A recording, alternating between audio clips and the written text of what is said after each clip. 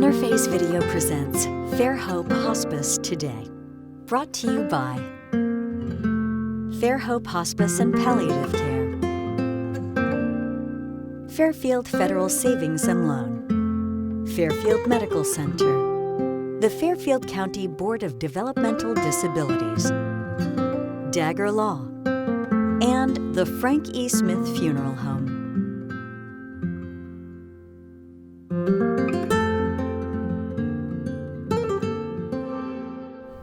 Hi, and welcome to Fairhope Hospice Today. I'm Kristen Glazier, President and CEO here at Fairhope Hospice, and I am happy to be joined today by Dr. Brian Varney.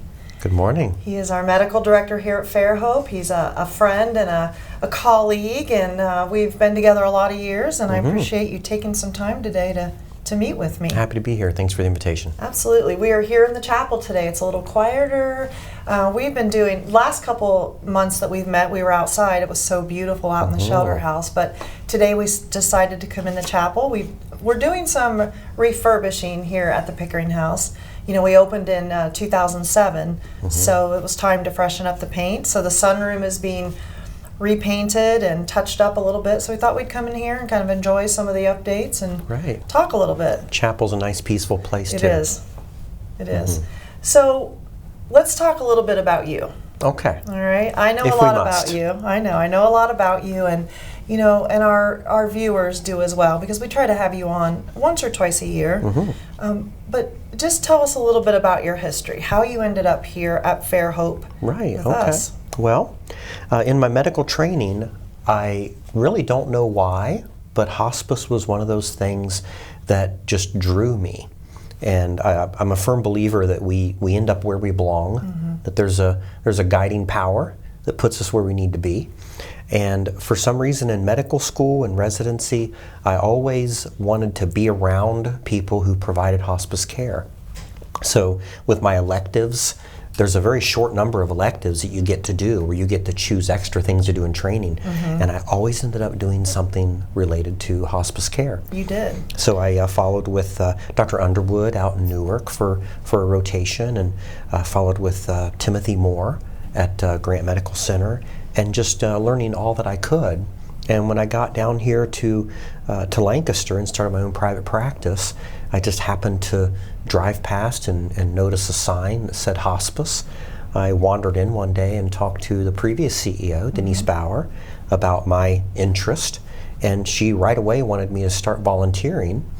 So I volunteered with Fairhope for a couple of years, and by higher powers, I'm sure there's some divine intervention, I came to a point in my practice where financially things were not great. And I was considering closing my practice and joining a group, and Denise approached me and she said, you know, we have one of our paid staff members is leaving, and we have this position open if you want it. And it comes with a salary. Whoa. Oh yes, and that small stipend was just enough that I was able to support my family and support my practice with the extra, and it was able to keep my doors open. So being part of hospice has been beneficial for me longitudinally with just my practice in general. And at every step of the way, there's just always been something that kept me here. So it's been near and dear to my heart. I never really had a personal experience with hospice until my own father died in 2012. So I was volunteering here in 2003, staffed in 2005, and 7 years later was the first time I ever had a personal experience with hospice with a family member. That's kind of unusual. It is. You know, because a lot of people that are drawn to working with Fairhope have had that experience. They've been touched, but you obviously had something in you from the very start that was pushing you this direction. I was just drawn this way. Yeah, yeah. You know, you mentioned earlier that as a physician in training, there's certain electives that you take. You and I talk an awful lot about getting to needing to interact with the residents at the hospital and helping them and teaching them about palliative care and hospice. You're really passionate about that. I am. I love to teach, and I would teach any area of medicine where my qualifications would tend to be useful, but hospice and palliative care is sort of my forte. It's what I consider myself to be, sort of an expert in.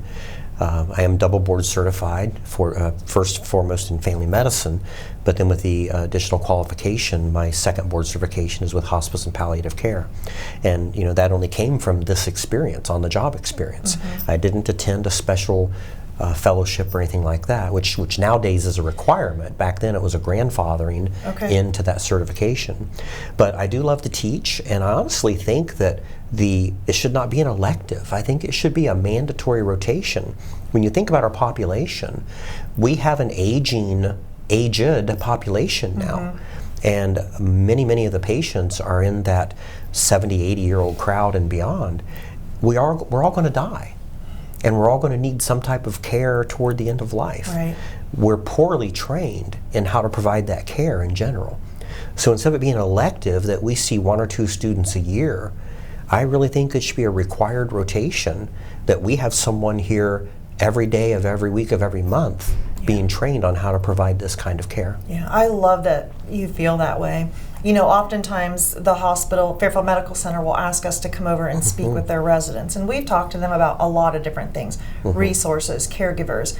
But we've really talked with them a lot about how to have those difficult conversations. And it's so interesting to sit with these young physician students and hear them say, well, this is what I know I need to say, but I'm not really sure how to say it. Right. So we try to give them a lot of tools to help them know that, it's so important, and it's, opening up that door and taking that first step with your patients is very difficult. And so we've seen some really good results from our meetings with them, where they'll say, okay, I'm going to take this back with me. And sometimes it's as simple to start it as saying, what's most important to you? What do you want? What do you need? And from there, sometimes I see that the patients will tell the physicians really what they need. Exactly. We call it a goals discussion, and it is very important because it lets them feel empowered to open that door.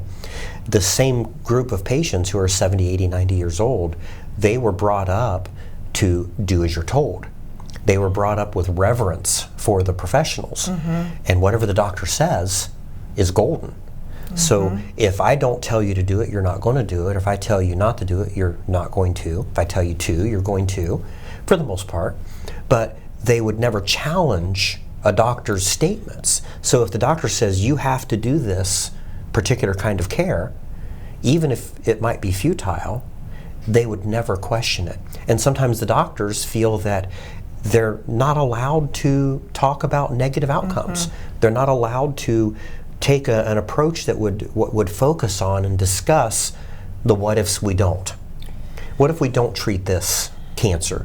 What if we stop pursuing these aggressive treatments for whatever process? What's going to happen next? But if we open that discussion, give them an option to talk about what's important to them, then maybe we'll feel a little bit more validated in sharing our observations and our thoughts about outcomes. But it has to be a two-way discussion. The elders, when you say, here's what your problems are, here's what we do to treat those problems, they're going to say, thank you, doctor, and go home with that plan of care. Right. And in the back of their mind, maybe they're thinking, okay, that's not quite what I wish I didn't have to do this. Yeah, and do you feel like also those discussions takes a little bit of the burden, and I say burden like a weight off of those physicians from having to say, okay, I know what the outcome is, how do I say this? Do you feel like that relieves a little of that burden if they can say to them what's important to you, what do you want? Absolutely, because in training, unfortunately, we're too often trained for what I call not on my watch kind of an approach. You're never supposed to let someone die. Well, we're not the ones letting someone die. That's out of our hands. Right. And we're supposed to be here to guide and support and treat. But we have to also recognize, realize, and accept that we can't fix everything. Right. So it's difficult sometimes, though, when you've been trained, not on my watch, to step back and accept finality. Right, I'm sure it's a battle. And we see that as someone, obviously when they come to hospice, they have to have a terminal diagnosis that, Correct. If it follows the normal trajectory, their life expectancy is 6 months or less. So to get to that point, oftentimes that's why you have the specialist and everyone that kind of get them to that point. So it's not that you're we know what the end result is. It's not that we're, I don't know the word, not that we're not going against anything that's been said. Yes. We need to tie it all together. There you go. Yeah. Thank you. All right. Well, if you have any questions or needs from Fairhope Hospice, please call 740-654-7077. You could join our Facebook page, which is live. We have great interactions, lots of good information. Or our website is fairhopehospice.org. Can you stay with me for a few more minutes? I sure can. All right. We'll be right back.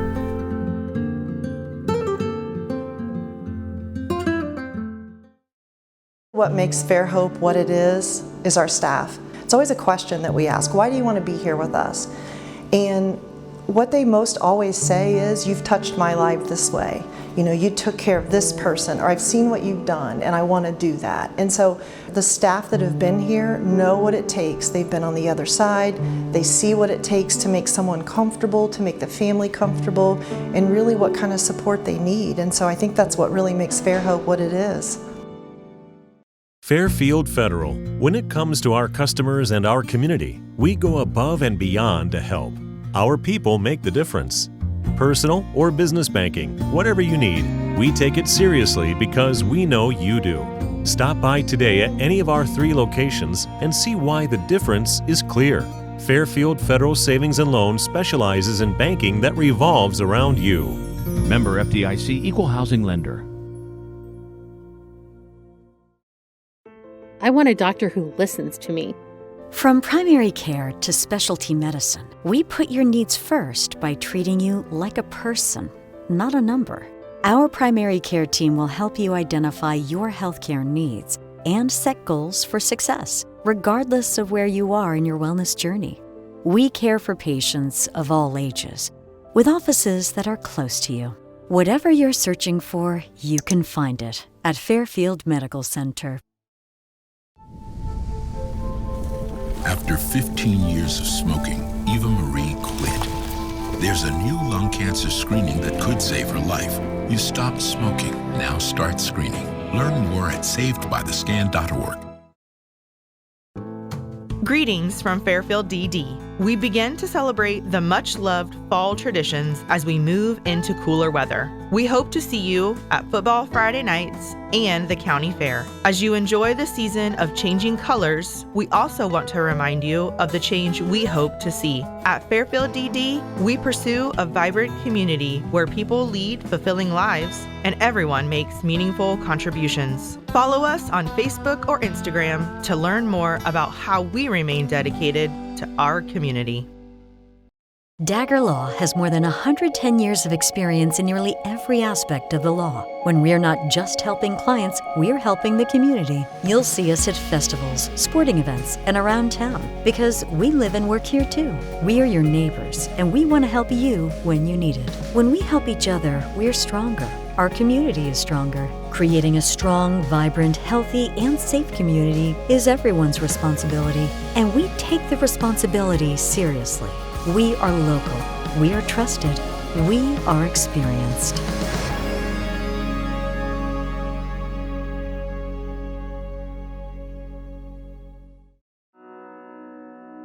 The Frankie Smith Funeral Home and Crematory in Lancaster and the Johnson Smith Funeral Home in Baltimore have a long and wonderful history of serving our community.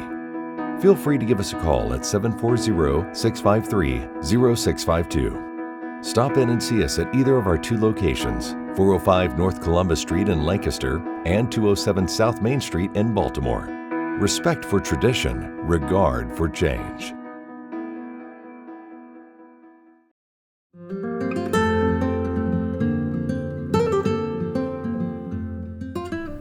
Hi, thanks for staying tuned here at Fairhope Hospice today. I'm Kristen Glazier, President and CEO at Fairhope Hospice, and I am joined by Dr. Brian Varney, who is a great teammate and partner here at Fairhope Hospice. And before our last segment, we were really having a discussion just about the importance of educating, physicians and just how you got your start with us, how important it is to you, your passion for really educating. I love, we just finished a meeting together, and you and Dr. Singer join us in those meetings every week, and I love when you teach the nurses. You share information with them. You teach them how to look at signs, look at symptoms, just anything that comes up. You're just a teacher in everything you do. I imagine you're like that in your practice and probably in your own life at home. I try. I try to just always share. If I have a bit of knowledge that I think someone else can benefit from. In a case like hospice, it's unique because the case managers, these nurses are in the field. They're the ones who are doing the brunt of the work. The doctors get all the glory, but we're not the ones doing all of the day-to-day. What would sometimes be considered mundane or what have you. But these gals and fellas, they're going out into the community, going to the homes, going to the facilities. They're the ones delivering the care. They're the ones seeing the signs, seeing the changes, and interpreting for the patients and interpreting to us as the clinicians. So, in the field, they're referred to as our trusted observers. Absolutely. And that is a great deal of trust because they're our eyes, our ears, our hands. They're doing it all. We have to give the orders, but for the most part, we're not the ones participating hands-on, except in cases where they come here to the Pickering House or those rare occasions where we go to the home and provide that care as a clinician. So we rely very heavily on those staff members. So I want them to know everything I know. Right. And you've been doing this care with hospice for so long. That I say the tricks of the trade, but there really are tricks of the trade, and there are ways to maintain symptom management. There are things that you've seen and that we look at that we need to teach, some of our new case managers and new nurses, and then that just reverts right back to working with the residents and the soon-to-be physicians and how important that is too. Right. So often, not often enough, but often you will have students that shadow you here. And then they'll shadow each of us. They follow me and each of our staff. They stay at the Pickering House. Right. What is your plan when you're with those students? How do you manage that? What is your goal? Well, the rotation here with a hospice service is a little different than typical. Say, for example, you're assigned to a cardiologist. You stay at the elbow of that cardiologist for the entire rotation because you see everything they do. That's the person delivering the care. And for the same reflection back to what we just said, the clinician is not the one performing all the care. Fairhope Hospice is a multidisciplinary approach. So we have all disciplines. We have, of course, the doctors, we have nurse practitioners, we have nurses, we have social workers, home health aides, we have all of those walks of life, and clergy, we have those folks that go out. So when we have a student, it takes a little bit of preparation before they arrive. They can't just show up and we just take them under our wing and go out and practice medicine. Right.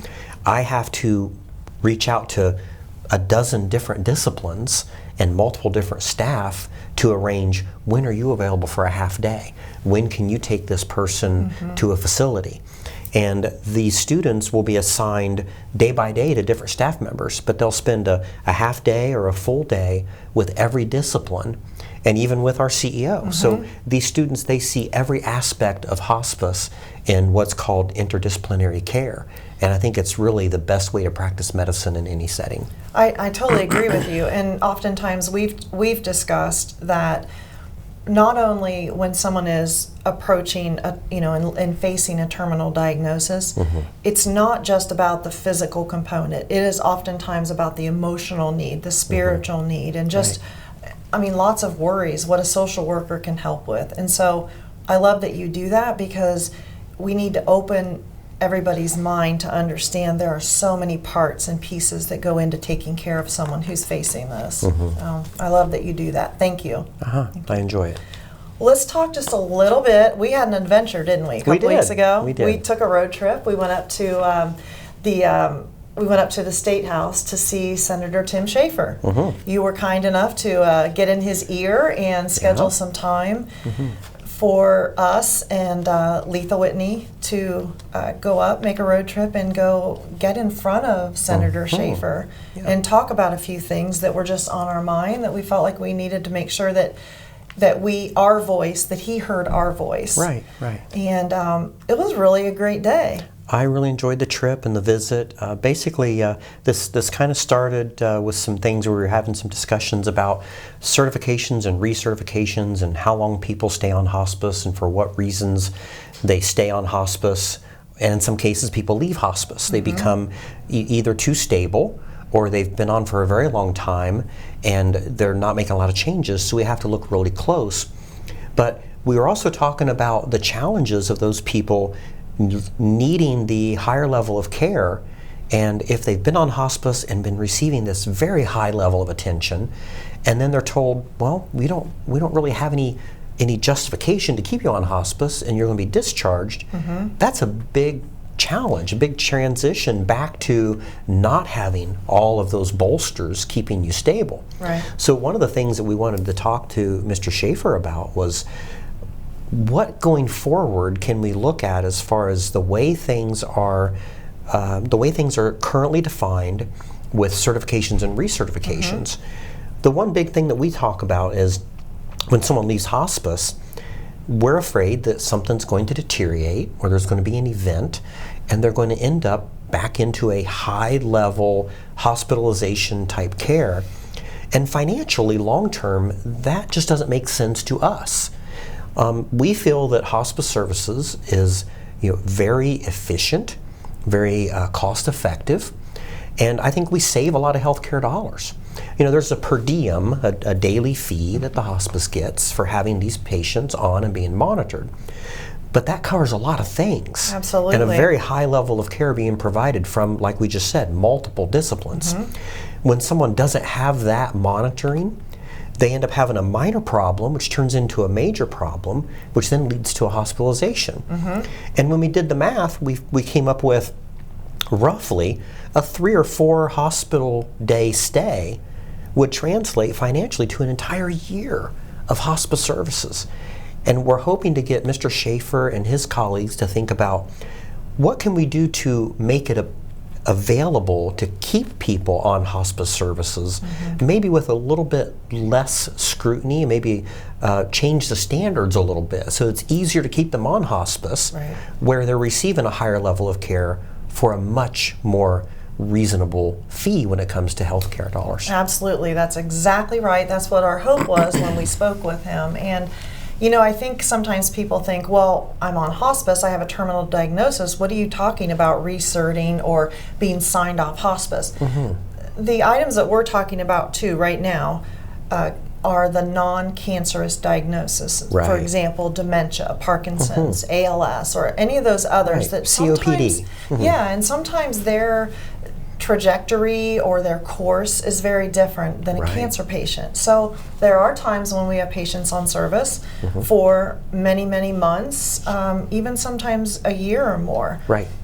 But those are the things that we're talking about that we look at very specifically, and we see small changes. But sometimes the reason they're doing so well is because of the care that we're bringing to the table, that extra set of aides that are in there, those hands that are helping giving a bath, helping with the feeding, just the nurse's eyes, the social workers help with, they need meals, they need these things. So when we talk about that, yes, there are times when people are on hospice longer than 6 months, and that's okay. And we look at that really closely. Absolutely. What's happening, we find, is that all hospices have regulations. We do a great job of following those. There are some hospices that maybe don't do such a great job. And so that's what the overall picture is. They're looking at those. They're trying to make sure that we're all following the rules. So that's really what we wanted Senator Schaefer to understand. He is a great supporter of Fairhope. He always has been. He really heard us. Tell him what we talked about when we finished, that we were slated for a half an hour with him. Mr. Schaefer, when I reached out to him, his representative got back with me by email. I actually had invited the senator to come here because I wanted him to kind of look over our shoulders, kind of walk the halls with us and see what kind of care we're delivering.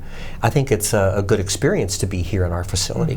Now, understanding the senator is a very busy guy, so he gave us a half an hour time block on his docket that day. But we got there and we checked in and we sat down with him right away. And an hour later, we're still in front of his desk, and he was checking with his attaché to make sure that time was okay. But he kept us there what it seemed like until the last possible minute before he had to move on. Absolutely. Because he was so receptive and interested in what the care we provide and what our concerns are, and of course, what he might be able to do on his level overall to help out with hospice care delivery. I know he had a lot of really good questions. He wanted to know the why. Why are things done this way? Why are they looking at this? And so I felt like I had so much to say, but then he gave us that extra almost 30 minutes. And so we really had a chance just to break it down for him. He listened. He's had some things he wanted to check on to get back to us about. So I think it was just a really good day. I appreciate the fact that you spearheaded that and that you took the time out of your day to go with us. Oh, that was my pleasure. That was great. So I was really thankful for that. Thank you once again. I was grateful to have the opportunity. Thank you. And thanks to Senator Schaefer for the opportunity. Absolutely. We did, right when we left, invite him here for coffee and cookies. So he did think about that. So, absolutely. Yeah, hopefully I'm sure we'll he'll see be him. here. I think so too. Let's talk, since we are in November, let's talk a little bit about November and Veterans Day. Okay. We know that you're a veteran. Yes. Thank you for your service. It's, again, my pleasure. I would certainly do it all again. I know you would, and thank you for that. And our veterans here at Fairhope are really, really important to us, and next week is a big week for us. So that'll be the first official week in November. We are involved in Freedom's Never Free, which is at the fairgrounds. It's the posting of colors. This year they have 300 flags they're going to post.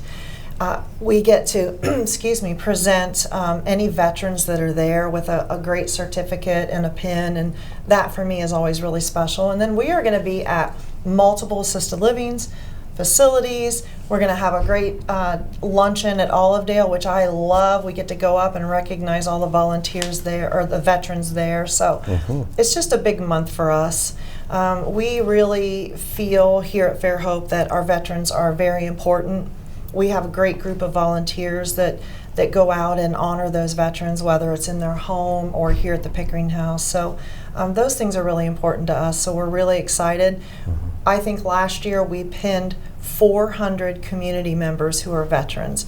That's a lot of veterans in this community just that we touch. That's significant. So we're really thankful for that. So, it's a great service. I've been hearing you on the radio program that was talking a lot about the veteran services and the program coming up in November. Yeah, there's a lot of really important things that we feel are very special, and that's one of them here in this community. So any way that we can share and get the word out that's a good day. Absolutely. Yeah. It's always good to provide recognition for those who have served, especially we're kind of coming to the end of an era with our Vietnam veterans. Absolutely. And of course, almost all of our World War II veterans have already passed on, but those Vietnam veterans especially, they didn't get the support and the gratitude that I think they deserved. And I think they're finally at the point where a lot of them can talk about that as we continue to recognize the World War II vets. We were at the Fairfield County Fair this year, and I was a part of the great celebration for our veterans, and there was one present, and that was really great to see him. So, yeah. Okay, well, we had a lot to talk about today. Yes, Is there ma'am. anything else you'd like to share or finish up with? I'm just looking forward to seeing what Senator Schaefer has for us. Me too. I did leave it open that I'd be happy to join him again if ever my voice next to his would have any significance. So hopefully that will progress. We'll see something come from it. Appreciate that. And maybe we'll send him a link so he can watch us today. Absolutely. All right. Thank you so much for joining us today at Fairhope Hospice today. The number to call if you have any questions, any needs from Fairhope is 740-654-7077. Thank you again for joining us. I appreciate your time today. Glad to be here anytime. And we'll see you soon. Interface Video presents Fairhope Hospice Today. Brought to you by Fairhope Hospice and Palliative Care, Fairfield Federal Savings and Loan, Fairfield Medical Center, the Fairfield County Board of Developmental Disabilities, Dagger Law, and the Frank E. Smith Funeral Home.